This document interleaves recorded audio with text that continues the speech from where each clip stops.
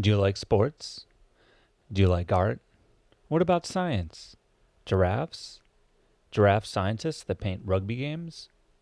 It's all available on Audible, the biggest audiobook site with the largest selection of audiobooks this side of the inner solar system. No need to use your boring old eyes anymore. The ears are the future, my friend. Why, you're using them right now. So check out Audible and get your listen on. Go to www.readlearnlivepodcast.com/audible to start your 30-day free trial today.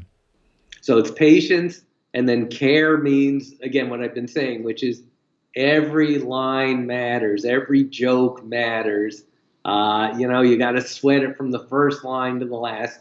And then once you've done that, then it's up to persistence. Then it means just keep selling it, keep bothering people, never give up on a project you've worked that hard on. So it's patience, care, persistence. The short version, just remember PCP. It takes a lot of PCP to be a successful writer.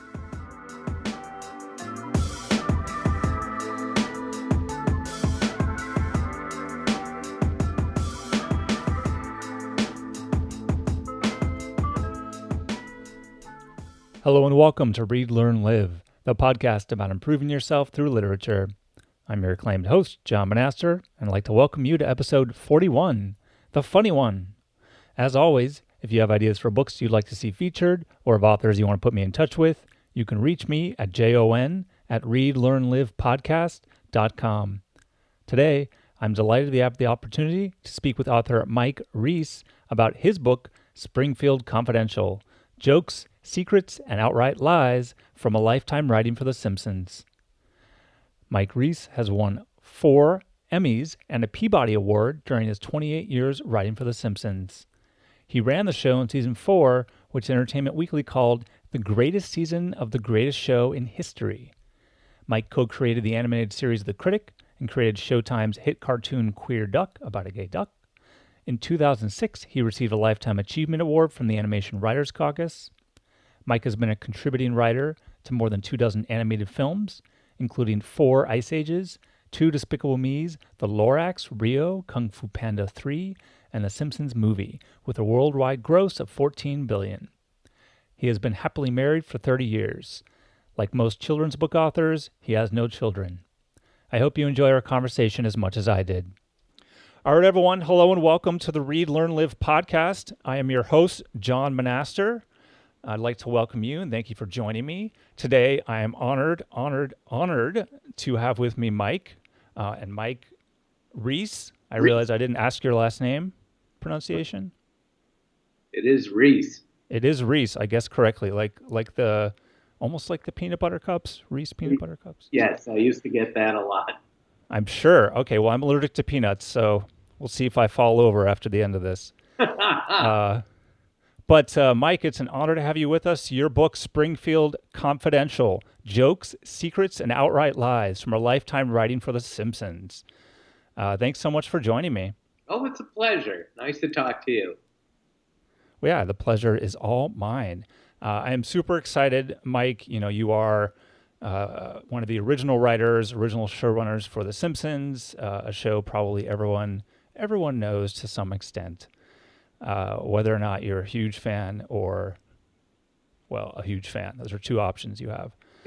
But, yeah, so before we get going too far, why don't, I like just kind of having the authors themselves talk a little bit about the book. I mean, what's the book all about? Why did you decide now was the right time to sit down and write all this out? Well, I'll tell the story. It's because I was sort of tricked into it. I never thought I would ever write this book or that anyone would be interested in it. And the way it all happened is 2 years ago, a journalist named Matt Klickstein, who I'd never met in person, he called me up. He goes, Mike, you and I are going to go on the road and we're going to see Mike Reiss's America and we're going to do a book about it and there won't be any Simpsons in the book at all. So here we are 2 years later. The book is 95% Simpsons. I've never been in a car with this guy. We never went anywhere.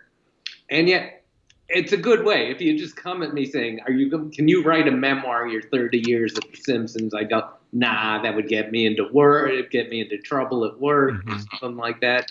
So I was sort of eased into it. And I think the publisher just kept changing the focus of the book. So now it's all Simpsons and it's everything you want to know. And there's not a lot of people who could have written this. I mean, I've been there from the very beginning, and I know how everything started at the show, and I'm still there right now. I'll be going in tomorrow, so I know where it's come to. And there's only two or three people who've seen the whole sweep of the show. Yeah, and I mean it is interesting. It is 90% Simpsons or so, but there is a bit about you and your life before the Simpsons and growing up and kind of your time off in between. So I thought it was nicely interspersed with the little bits and pieces of other information there. One thing, Uh, Matt Klickstein, one that he cinched me writing the book was he said, everything you've done in your career is either a hit or at least has a cult following. Like I wrote for Johnny Carson, I wrote for Alf, and that was a hit show. But then there's things like The Critic, a show I created, and Sledgehammer, and it's Gary Shandling shows that were not big ratings hits, but people are still talking about them, 30 years later. So that sort of swayed me that yes, my life or the things I've seen in my life are pretty interesting to people. right. There you go. So yeah, so you mentioned Matt. Let's talk a little bit about the whole process. I mean, what was it like working with him? How did you go about sort of creating the book? Well, that was it. We just talked it through. I as a writer, and I'm vain, and I have to explain. I wrote the book. It's not ghost written. It's not as told to. That would have made my life much easier. But I wrote the book. But Matt was very helpful, just as an outsider, telling me what parts of my life were interesting. Like he said, go into work one day and keep a diary of what a day in a Simpsons writer's life is like. And I did it, and at the end of the day, I look at this diary, and it looks like uh, a diary from Bellevue Mental Hospital. It's just Hmm. so crazy the turns and twists the day took, and even though we're very focused, we go off on crazy tangents, and very little of the time was actually spent on work. And then the work we generate all gets thrown out the next day. So that was pretty fun. That's the kind of tip he gave me. The other great thing he did, and it's real value added to the book, was he interviewed mostly the famous people I've worked with over the years. Interviewed the cast of The Simpsons and John Lovitz and Conan O'Brien, who I hired as a writer on The Simpsons. Judd Apatow, we got him to write the introduction. And these are all friends of mine, but they don't return my calls, but somehow they Huh. return Matt Klickstein's calls. So that's real value added again. As I say, throughout the book, I tell my story at The Simpsons, and then we drop in, here's Conan O'Brien's take on those years, or here's John Lovitz's version of what doing the critic was like. Yeah, and I think that really made for a good team because that the way that you work with Matt, because I think it did come out strong, and I think it's a real sort of like fun read. It really does get to the good stuff quickly, which is Yeah, always what you hope for in this sort of a book. I really hit the book the way, I should say, I wrote this book the same way Tolstoy wrote his books, which was to be read on the toilet.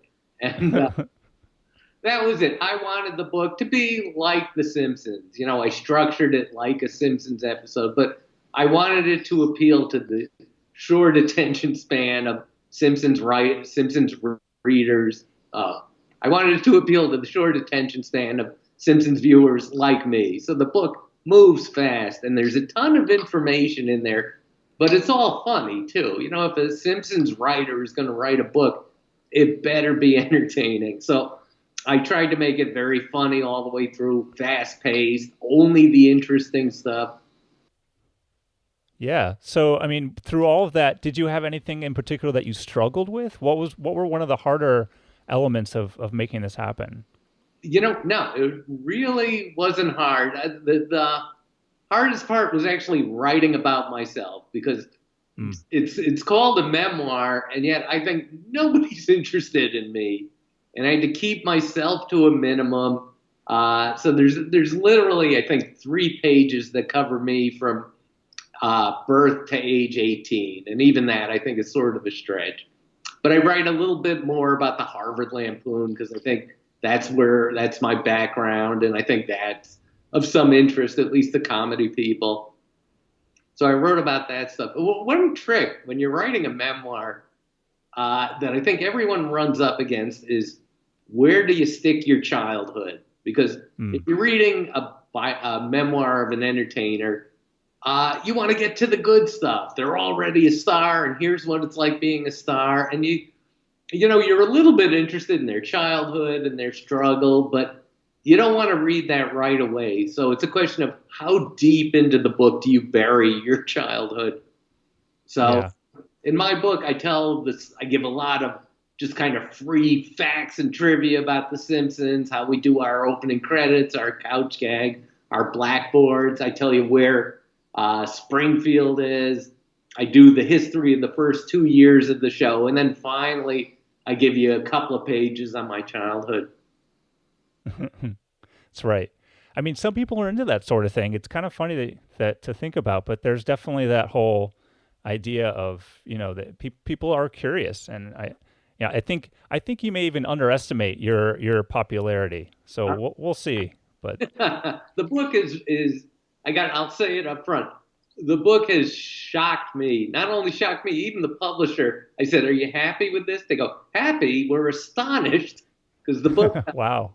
The book has gotten only great reviews. It's a bestseller, and most of all, the fans are happy. Simpsons fans, who can be really nasty when you phone it in, when you do a half-baked job.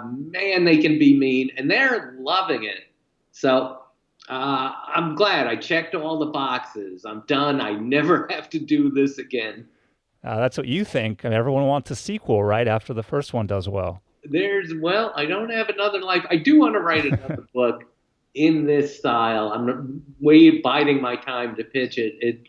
Because I know it won't be as broad interest to people, but I've been to 114 countries. I've been to places nobody wants to go, like Libya and Iraq. I've been to the North Pole and the South Pole. And so I want to do a book in this exact style about my travels, and again, quick, funny stories, a lot of jokes, a lot of facts, and what it's like to visit these places, because I think it's the only other interesting thing I've got. And then I think that's great. I mean, I love traveling, and reading through your book, I realize even though I consider myself somewhat of a well-traveled person, I can't really hold a candle to some of the photos you throw in there of you in random places all over the world. So I'm excited for that one. Yeah. So good. I hope I get to do that. And then that'll be the end of me, I think. Yeah. Nothing left. I have to tell the story. Matt Klickstein, when he first pitched this idea of going on the road trip all over the country, what he didn't tell me was it had already been done. A journalist went on the road like this with David Foster Wallace, the novelist. Mm-hmm. He also didn't tell me that at the end of the road trip, David Foster Wallace committed suicide. Yeah.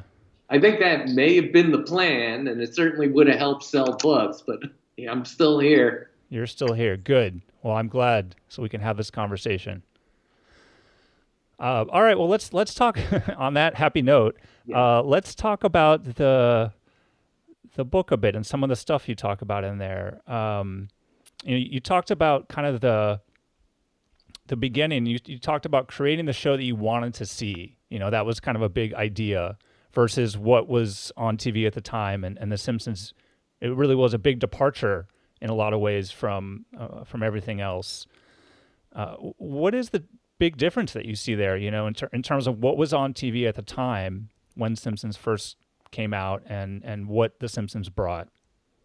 Yes, well, when The Simpsons, first of all, I can't stress enough that when The Simpsons was starting up, everyone thought it would be a failure. Everyone, not only just a flop, but a catastrophic failure. And one of our original writers, is a guy named Jay Cogan, whose father was a very famous comedy writer, wrote for Carol Burnett and Johnny Carson. And his father begged him not to take the job. So this was not only going to be a failure. People thought The Simpsons was going to be career suicide. Suicide. We're back on suicide. Yes, again. But so I took the job because, and I didn't tell anyone what I was doing because I thought I've just hit rock bottom. And this is the mindset people have to remember. It was 1988. When you thought of cartoons, you thought of cheap entertainment on Saturday mornings. Certainly the idea of doing a cartoon for adults didn't make any sense. And a couple other things to remember. 1988, the number one show on TV was Cosby. And it was so slow. Nothing ever happened on Cosby. I mean, a lot happened right after they finished taping, but nothing happened on the Cosby show. And in fact, the biggest, most kind of irreverent, fast-paced show on TV at that time was The Golden Girls. A show about four old ladies in two rooms, was as fast and crazy as TV was allowed to go. So here we are creating The Simpsons and thinking no one's going to watch it. So we go, well, let's go nuts. If nobody's watching it, if it's going to be going fast, let's just stuff this show with all the things we always wanted to see on TV. And let's make it so people don't know what they're getting from minute to minute and that they won't know what they're getting from episode to episode. So that first season, everybody loves to dismiss the first season as growing pains and finding the animation. But, you know, one week was a parody of a French movie. And the next week we did a genuine mystery that you had to solve. And, you know, we did a couple of holiday shows and 2 episodes into the new season. So by season 15, we're doing Halloween shows. We're murdering our own characters left and right. So that was it. We were just having fun. And again, nobody, even though we were making 13 episodes, none of us thought we would show more than 6 episodes before we got the axe. Mm-hmm. And you also get into this idea of the genius, and I thought that was fascinating, just given what I think kind of we tend to do as society at large, right? We sort of love to pick out these individual, brilliant, you know, people that are just they're the ones, they're the chosen ones, and maybe talk a little bit about what happened between Sam and Matt and why you think that is. Why is it that we tend towards, you know, this kind of hero worshiping? I think in The Simpsons case, it happened because they didn't have specific actors they could glom onto. You know, I don't want to sound like Trump, but this was all kind of a media-created problem, where usually a comedian, let's say, will get his own sitcom, and all the stories will be about that comedian and interviewing the comedian and how he thought of the show and that kind of thing. The Simpsons didn't have that. You know, you had 6 behind-the-scenes actors, and so they glommed onto Matt Groening, the creator of the show. And it was a great story. Here's a show that's revolutionizing TV, and it's something you've never seen before. And here it is, the creation of Matt Groening, an underground cartoonist who'd never worked in TV before. And so that was the focus for the first couple of years. It really went for about 5 years. They just sort of thought Matt was this one-man band. And most of us didn't mind. You know, we're writers. We don't expect to be famous. But it couldn't have been kind of crueler to Sam Simon, who was the man who helped Matt Groening turn his 1-minute cartoons into this 30-minute show. And Sam Simon is one of the great geniuses of sitcoms. He was running the show Taxi when he was 23 years old. So he had an amazing career, and he came in and created the greatest thing of his life. He created The Simpsons. And Sam, you know, Matt created so much, but Sam was the guy who said, let's have the first 10 minutes of the show have nothing to do with the rest of it. And he figured out how to populate Springfield, and he invented Mr. Burns, and he did so much of that stuff. He hired the original writing staff. So Sam did all this great stuff and got 0 credit for it, and it made him crazy. And so Sam, you know, ran the show for the first 2 years, and he always did a great job. But behind the scenes, he was just in a constant state of boil. Just he hated Matt Groening so much, and I can't overemphasize Matt Groening was always trying to share credit. They'd interview him, he'd start rattling off the names of the writers, and they'd cut him off because they weren't interested. They were interested in this kind of beatnik who had created America's favorite TV show. Mm. It's interesting how that happens.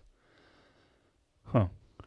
One of the things I liked, you talked a bit about comedy and comedy theory, and I think you made a great point when you talked about how, you wrote a joke once that totally bombed, Yeah. and got nothing, and then 6 months later it hit like a bomb, and it got everything, and everyone loved it. And you said that, because of that, you're pretty sure it's safe to say there's no science to comedy. So, and I know this sort of pops up, this question pops up all the time, but how does that work in a practical situation?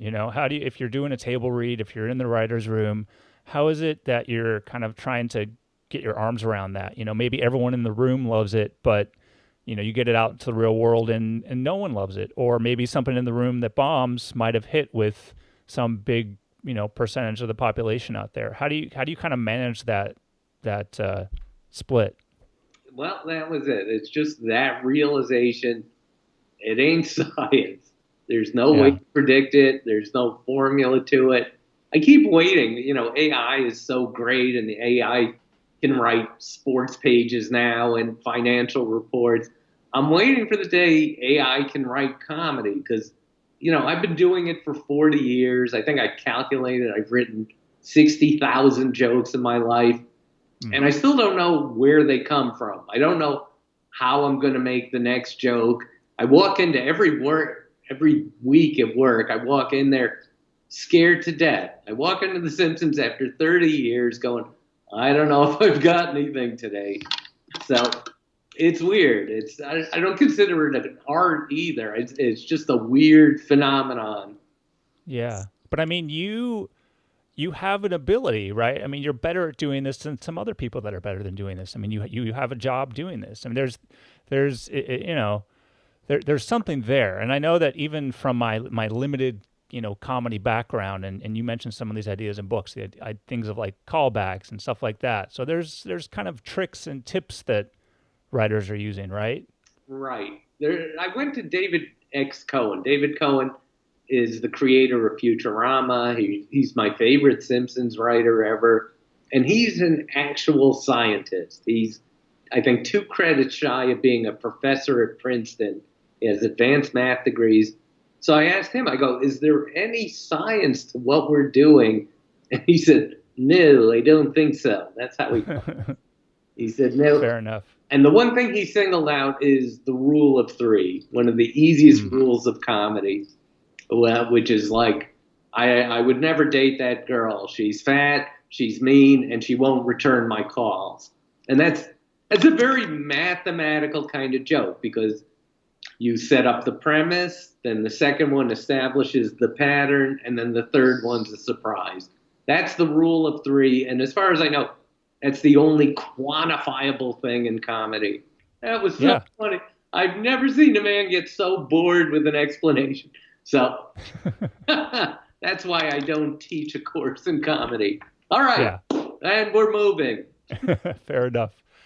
I mean, it's interesting, though, because a lot of people do teach courses in comedy. I mean, there are a lot of people trying to figure this out and paint by numbers. So, yeah, not that easy. I've read them all. It's been fun to see all these books out there. I met the professor of humor studies at, I won't say the university, but it's a University of Maryland.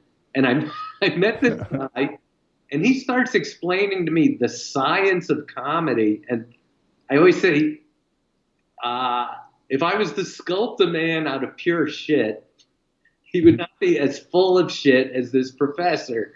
It was just, his theories were so wrong, and he was trying to be funny. He wasn't even funny. So that's it. I maybe someone will finally nail it, but I read it all. No one comes close. And partly it's because comedy is really broad.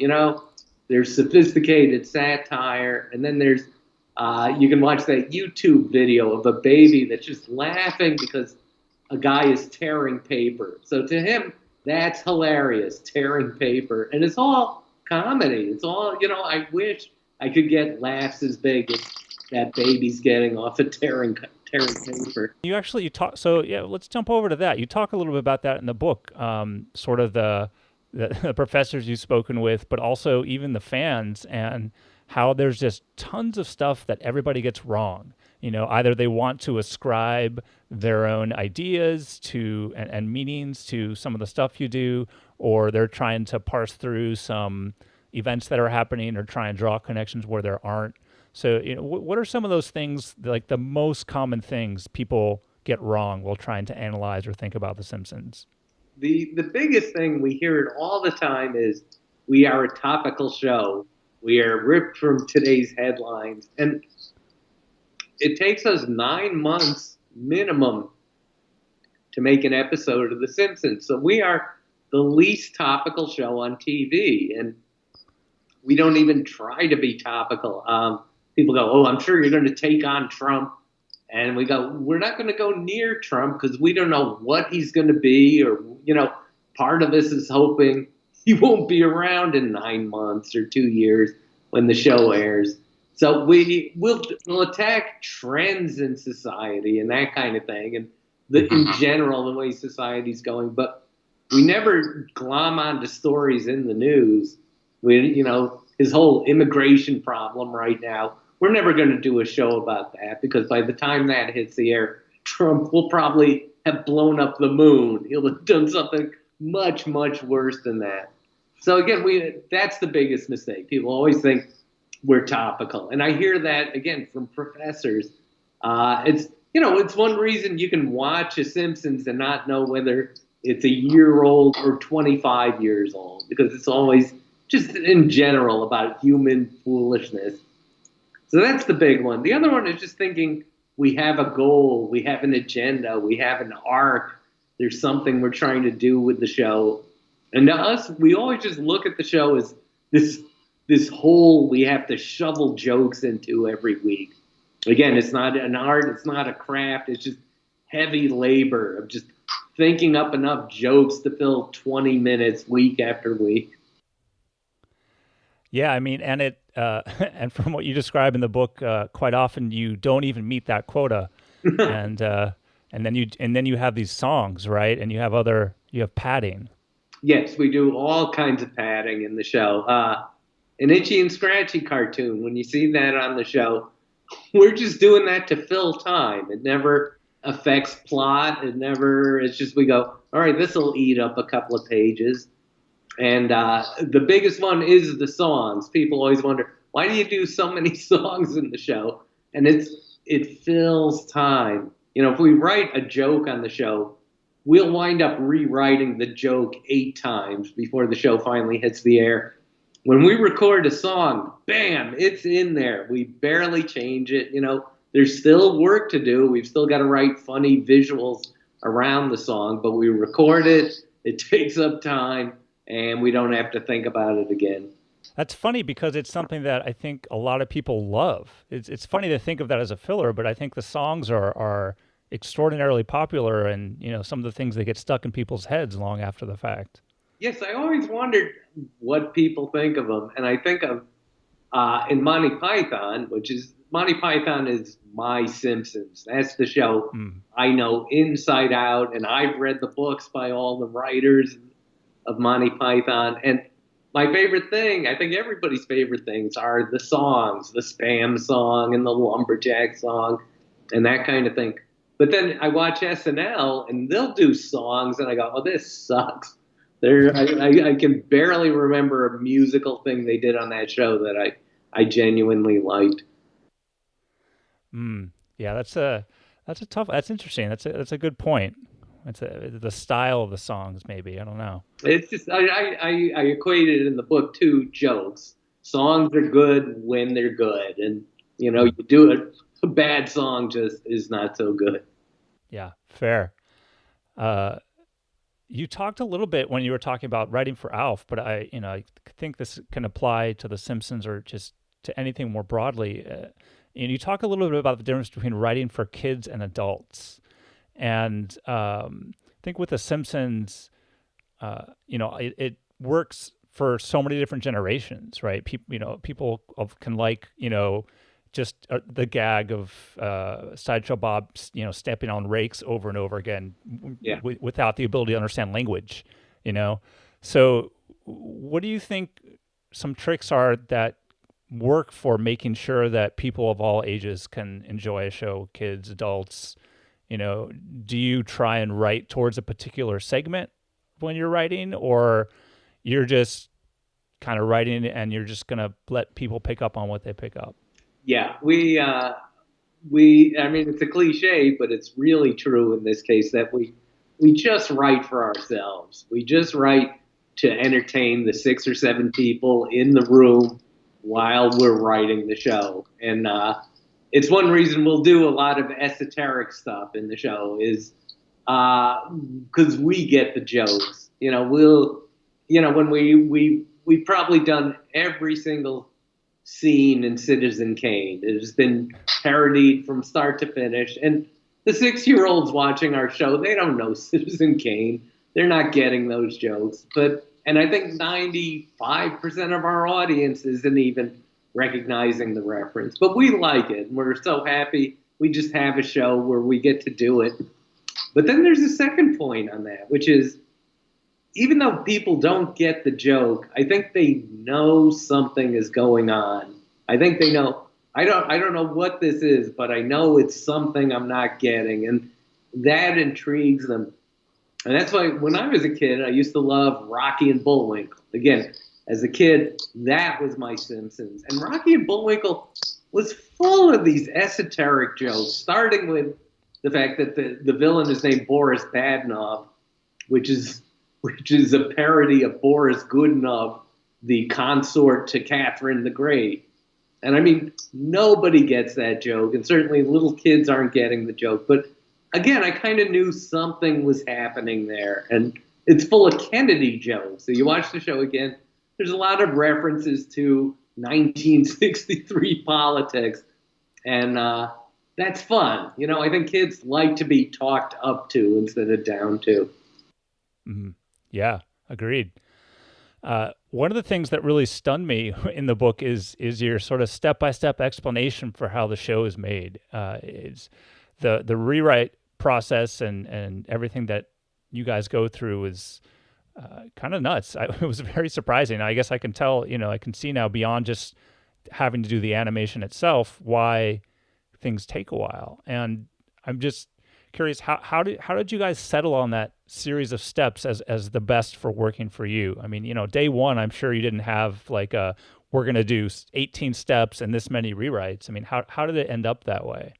We just had to invent the whole thing from scratch. It had been 30 years since there'd been a primetime animated show, since the Flintstones had been on TV. So literally, the whole craft of making a show like that was lost. We couldn't find anyone who remembered how you make a weekly animated show. And so our trick, I think, was mostly just you make the show, you make an animated show, but at every step of the process, you get a chance to make it better. So somebody writes a script on The Simpsons, and then the group rewrites it. And that's how all TV shows are written. People don't really know that you write a script and then a team of writers will pounce on it and try and make it better. But so we do that, but then we read it out loud with the cast, then we rewrite it again. Then we do rough black and white animation, and we sit there as a group and we rewrite it again. Then we send it off for full color animation, and we get it back and we rewrite it yet again. So a Simpsons script gets 8 complete rewrites from top to bottom. And if you wrote the greatest script in the history of The Simpsons, by the time it hit the air, we'll have changed 80% of your script. And very often, we'll change 100% of the script. That, by the way, is the only way to get fired at The Simpsons is If you say, stop changing it, oh, you're ruining it, or even, let's give this joke a try, come on, or it didn't get a fair hearing. If you do that, we got to let you go because it's just the machine. It's just an assembly line, and we don't have time for those kind of arguments. Right. And I think yeah, for the Simpsons movie, I think you mentioned that what people ended up watching was like the 160th draft, Yeah, something like that. 165th draft. Yeah. And that, again, it was sort of, we didn't know this going into it when we finally agreed to make a Simpsons movie, which we'd been putting off for 15 years. When we finally agreed to do it, we figured it'll be like writing a long Simpsons episode. We literally sort of just looked at it as 4 Simpsons episodes back to back, and we were going to put it through the normal production process. But movies are not written that way at all. Movies are written where they just keep throwing material at it and testing it and rewriting it and bringing in more writers. And that's what we did. It took 4 years to make the movie, and we were rewriting it from the first week through probably, I think, a month before the movie came out. And it was crazy. I mean, it's one reason you don't see us making another Simpsons movie. It really burned out the staff. It wasn't fun to do. And we were just relieved. Oh, everybody liked the movie. The fans were happy with the movie. It made money. Let's never, ever do that again. Yeah. Well, yeah, one of the other things you talk about in the book is how you kind of had a second life as a script doctor almost. So you got called in to kind of punch up other people's scripts as well. For a lot of other animated movies people have seen out there, Ice Age and stuff like that. Is there anything common that you saw across a lot of the scripts that needed fixing? Is it like, are people facing the same problems when they're writing animated movies? Yeah, I've done 24 animated movies. You will almost never see my name on any of these movies, but it's 5 Ice Age movies, the Despicable Me Minions movies, one of the Kung Fu Pandas, Rio Rango Robots. Anyway, it's 24 of them. And I sort of like the job because I just know they just call me in like a paramedic. This is not working. Sometimes they just go, we need a funny scene here, and I'll write the scene. Sometimes they just go, the whole script's not funny. Make it funnier. And I'll do that too. And I like that. You know, it's like I'd be doing Sudokus if I wasn't doing that. It's just sort of, it's brain work, and they appreciate it, and they pay. And I like, there's complete freedom. I can travel the world, and they can just send me this stuff. So Despicable Me, I don't know how much of that movie I wrote in Iraq. You know, it doesn't feel like an Iraqi production, but it was. So I like that. On the other hand, they hate to change the scripts. Even though they know they're in trouble, even though they'll hire a lot of writers, the animators always go, we can fix this in animation. We can make it funny. So you got to fight so hard to just get a good new joke in the script. I'll tell the story real quick about the Rio movies. And I think in my book, I don't mention it was Rio, but this is Rio. It was a big hit movie.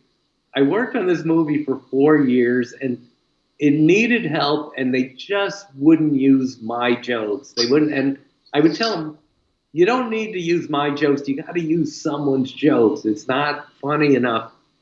And I kept trying to quit Rio, and they kept saying, no, we need you, man. And so I finished working on the movie, and I said to them, well, I did all that work. Can I get some writing credit on this? And they said, oh, we can't. We had 19 other writers working on the movie at the same time. So that was very frustrating. So then here's part B. They call me up. They go, we're doing Rio 2. And I said, forget it. I won't do this again. And so they said, fine. And then 2 years later, they called me. They said, we finished the movie, and it's not funny. And they go, it needs that Mike Reiss touch. And nobody says that. Even my wife doesn't need the Mike Reiss touch. And I was so flattered. I said, look, I'll do it for free. I'll fix your movie because I'm so flattered you asked me. All I ask is at the end of the movie, under special thanks, where they thank 100 things, they thank the state of Georgia and Avis Rent-A-Car and Drake's Coffee Cakes. Can you put my name in that long list? And they called me back the next day. They said, no deal. Oh, that's so bizarre. Why would they not do that? That seems easy. I don't know. It's sort of why I stopped doing that kind of rewrite work. Yeah. So I want to ask you about Al Jean. I want to be sure and ask because he was important to you. So tell us about Al Jean. Yeah, Al Jean was my roommate in college, and he was a very brilliant guy. He went to Harvard at age 16 to study math, and he was a very nice guy. And I got to say, nobody thought he was a funny guy. Nobody thought that at all. But I joined the Harvard Lampoon, the humor magazine at Harvard, and he said, that looks like fun. And so he just put that massive brain of his to use writing comedy. And he got on the Harvard Lampoon. He was a wonderful writer there, and we started writing together. And Al and I just became a writing team for 16 years, writing for Alf and Johnny Carson, all these different things. And it was just a pleasure. He's just a great guy. He was the best man at my wedding. He's my best friend. And that's who he is. So we worked together for a long time. And then I decided I wanted to break and I wanted to try different things. And Al was very happy to go back to The Simpsons. And he's been running The Simpsons single-handedly for the past 20 years, which just goes to show you maybe I wasn't bringing all that much to the partners. But that's it. He's just a great guy, the hardest working man I ever met. He walks into work every day like it's his first day on the job. He's full of enthusiasm. He's always got the best ideas in the room. But if he hadn't met me, he'd be a doctor right now. He'd probably have cured cancer. Yeah. Thanks, Mike. You're welcome. So that's interesting to think about, right? So it's like, what do you think made you guys such a good team? How did you guys connect? How were you able to work together so well? There's a stupid thing. I've attended these writing courses where they always go, writing partners should be very different and you should complement each other and that kind of thing. And again, it's just another stupid thing you learn if you take a writing course, because I think what Al and I have in common is we are extremely similar. We think 90% of the time we think exactly the same thing. So it's very good to have each other as sounding boards for our material. And it's that 10% difference we have that makes the material a little better. But we just work that well together. We think alike. We agree the same things are funny. We would probably have a fight one time a year over the 16 years we wrote together. We just get along, and that's it. You have to find someone very like-minded with yourself to work with. Yeah. So you talk about the guest stars of The Simpsons. So I want to ask your favorite guest star, and I also love the real reason that you bring all of them in.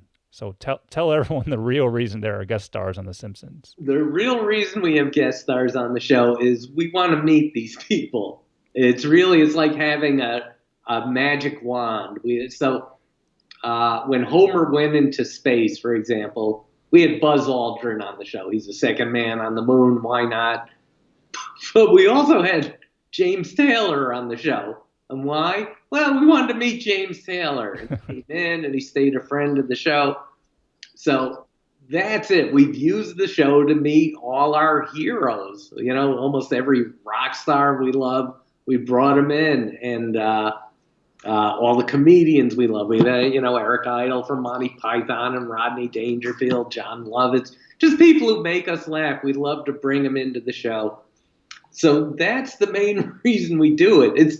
It's pretty silly because our cast is so versatile. They can imitate anybody. And so just as often on the show, when you see a celebrity, it's just our cast imitating them. It's, when we did a show about George H.W. Bush, that was Harry Shearer imitating George H.W. Bush, or Michael Caine. We probably could have gotten Michael Caine, but Dan Castellaneta does such a funny Michael Caine impression. We just used that. So there's no rhyme or reason to it other than we want to meet celebrities. And then I got to say, we get very jaded about it too because they all come in. That once somebody said to me, Reese Witherspoon is in the building. She's recording the show. And I said, what floor is she on? And they said, she's on the 4th floor. I go, I don't want to climb 4 flights of stairs to meet Reese Witherspoon. Do you have a favorite guest star? I gotta say, no. I liked them all. I know Nah. big popular favorite on the show was Liam Neeson. He came in, you don't think of him as a hilarious guy, but he was really, really funny. He was in a great mood. He'd come in, I think it's his movie star training. He came in having memorized all his lines, and it's like, you don't have to memorize them, Liam. You can read them off the page. So he was a great sport. Some of my favorite guys are the guys who are much funnier than you think they're going to be. The other one was Richard Dean Anderson from MacGyver. Just really funny. And he ad-libbed a lot of lines in the show. He, and you don't think of him as a funny guy at all if you think of him at all. Yeah. One of the things I liked is you also talked about how The Simpsons can be more than entertainment. It can jump out of the TV and become something more. What was one of your favorite examples of The Simpsons having kind of a real world impact? Well, I will say this: we don't affect politics at all. We don't affect the real world much at all. We wish we did. I know people who enjoy the show like to think we're having an impact on society. We really don't. I'll tell you a quick story. They once flew a bunch of satirical writers to Chicago for a panel called "Can Comedy Change Politics?" And it was me, and it was Andy Borowitz from The New Yorker, and Liz Winstead, the creator of The Daily Show. And they sit us down for this panel, and the moderator goes, "Can comedy change politics?" And we went down the line, just said, "Nope, nope, nope, nope, nope." And the moderator went white and just said, "Oh, geez, I've still got 98 minutes to fill." Yeah, short. But that's it. If comedy could change politics, George W. Bush would never have been president. Donald Trump would not have been president.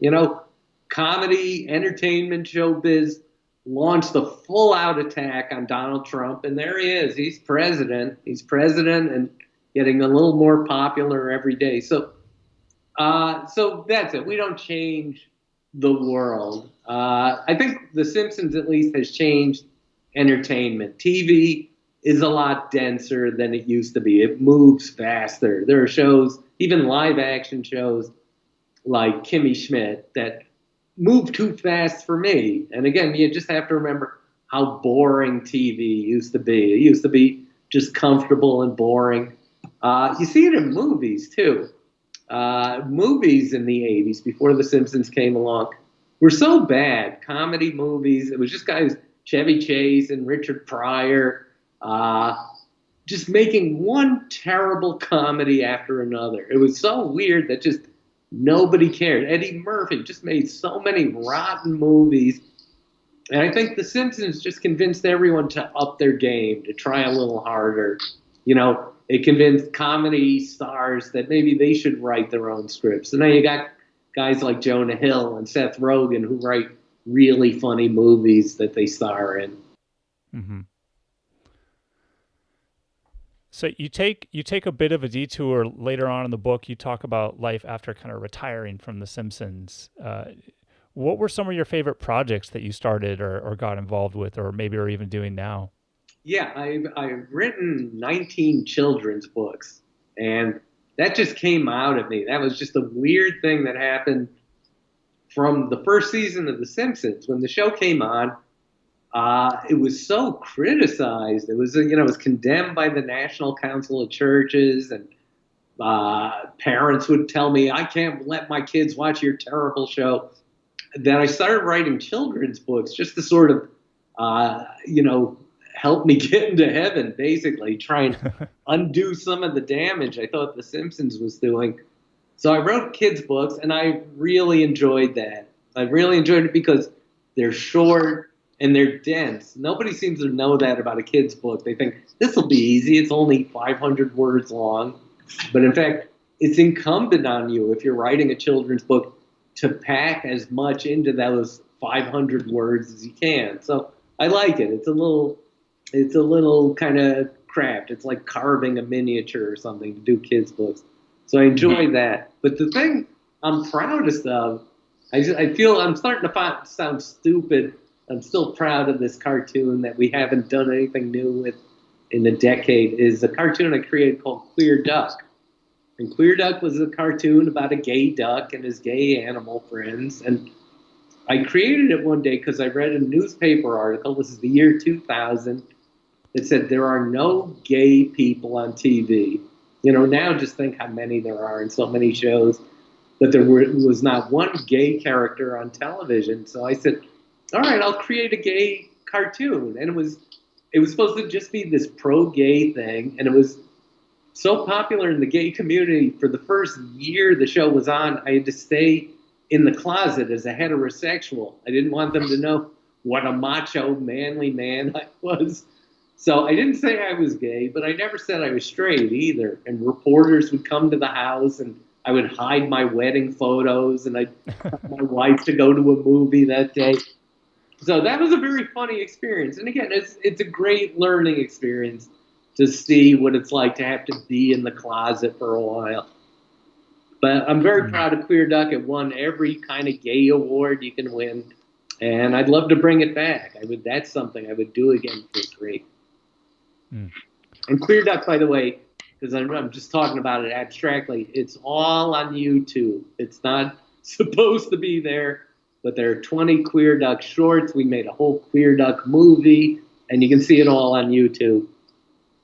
There you go, along with everything else we've ever done. I don't mind it one bit. I'm glad it's all out there. One thing I just kind of wanted to throw in there, you've really succeeded as a creative person, and that's very difficult. And a lot of people make the attempts, moving out to New York, LA, wherever, and try and make that their life. Do you have any advice for people that are just starting out that really want to make a career out of comedy? Just the people who do it, no one should go into this unless they really have the sense, well, this is all I can do. I mean, if I wasn't writing comedy, I would just be some homeless guy. I'd be the funny bum, because I'm not good for anything else. I can't even type, I can't park a car. I can't do anything but this. And it's just, I thank God this is actually a career. 100 years ago, again, I just would have been in some mental institution thinking of the things I do. So you've got to feel like this belief in yourself. You can do it. It's all you're really good for. And then you got to just keep plugging away at it. The only other thing, a piece of advice, is just you've got to work really, really hard. And this is something as goofy and crazy as the Simpsons writers can be. They know the difference between a bad joke and a good joke, and they know the difference between a lazy joke and a joke that required effort, and they're very judgmental about that. And so, work really hard. Work really hard. If you do anything half-baked, it will really catch up with you sooner or later. That's something, too, just to know. In the process of making TV or movies, there's a world of mediocrity that's going to drag your product down. Idiots will get involved in the process. Actors will wreck it. Directors will wreck it. So it's got to be as good as it can be by the time it leaves you, because then it's up to the world to see whether it's going to come out any good or not. Great advice. Beyond that, so are there any other lessons or any other ideas or anything you hoped people would really take away from the book that we haven't talked about yet? No, I always boil it down to 3 steps. I think it's patience, care, and persistence. And patience means if you have an idea, sit on it for a while. Again, I've been to so many writing classes that say, if you have an idea, write it fast. Just get it down on paper and then revise it. And it's like terrible advice, terrible, terrible advice. I believe if you have an idea, write it down and then walk away and still see, am I still thinking about this a month later, a year later? And if the idea won't leave you, then you go, all right, this is worth devoting time to. So it's patience, and then care means, again, what I've been saying, which is every line matters, every joke matters. You got to sweat it from the first line to the last. And then once you've done that, then it's up to persistence. Then it means just keep selling it, keep bothering people, never give up on a project you've worked that hard on. So it's patience, care, persistence. The short version, just remember PCP. It takes a lot of PCP to be a successful writer. There you go. I think that's some good life advice in general. Patience, care, persistence. I like that. I'll have to remember that. So what's next for you? Are you sticking around on The Simpsons for a while? Do you have anything else going on? I will go with The Simpsons as long as it runs. I love the show. I love doing it. It's exciting and fun for me. And it was something I learned writing the book that I didn't expect to learn anything. But one thing that came across was, it's a nice place. One reason I think the show has run 30 years is everyone's really nice. Our cast, there's no divas in our cast, and our directors, work so hard. They never phone it in, and our writers are just a bunch of nice people. We all enjoy each other's company. So that's what I love doing. I don't know how I gave that as an answer because that wasn't your question. It was, what am I doing next? I have a couple of plays. I have two plays. I started writing plays because after 30 years of television, I got tired of earning money and having people see my work. So I've written a couple of plays and they've been produced, and I have two that are premiering off Broadway this year. And by off Broadway, I mean Colorado and Utah.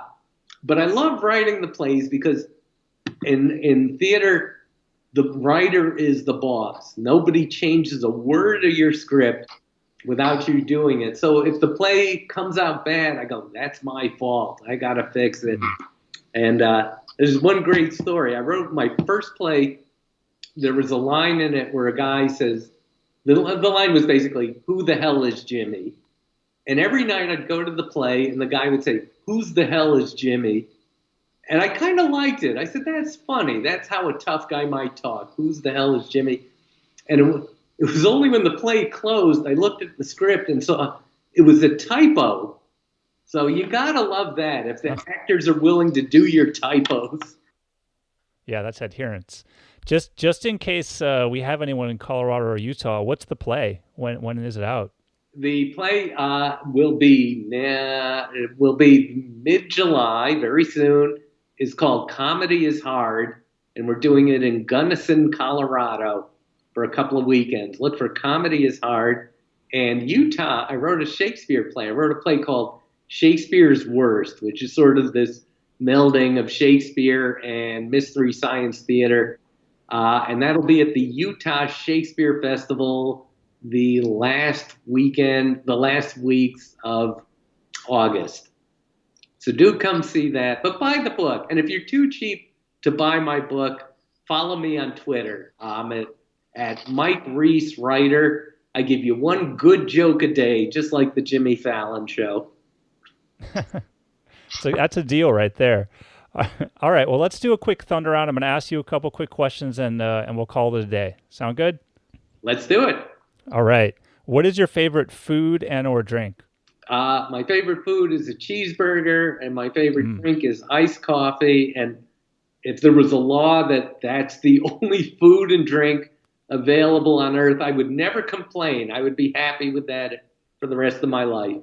That's how you know it's a favorite. Yep. All right. Well, I'm excited to hear the answer to this one because you're such a big traveler. Where's your favorite place you've ever been? I like the country Myanmar, Burma. was really exciting. I recommend that to anyone because it's as amazing as Egypt, as amazing as China, except you don't know anything about it. So it's sort of like if you visited Egypt and had never heard of the pyramids, and you go, "Wow, what are those?" Every 3 or 4 miles as you drive through Myanmar, you see something spectacular, something amazing, and the food is good. The people are really nice. Sounds great. Yeah. All right, last question. If you could wave a magic wand and change any one thing, what would it be and why? Okay. I mean, it's either going to be world peace or losing 20 pounds. They're about equal. I'm going to have to go with world peace just because I think that's a little easier than losing 20 pounds. Oh, all right. That's very thoughtful of you. I think the world will appreciate it. All right. Well, on that note, thank you so much, Mike Reiss, for coming on the show. The book is Springfield Confidential: Jokes, Secrets, and Outright Lies from a Lifetime Writing for The Simpsons. And it is hilarious. Wonderful. So please go buy it, support Mike, and watch some of The Simpsons. Thank you. Thanks so much. Yeah, thanks so much for coming on, Mike. This was great. Thanks so much for listening to this episode of Read, Learn, Live. If you liked it, tell a friend and subscribe on iTunes and Google Play. If you hated it, tell a friend and subscribe on iTunes and Google Play. And so it goes.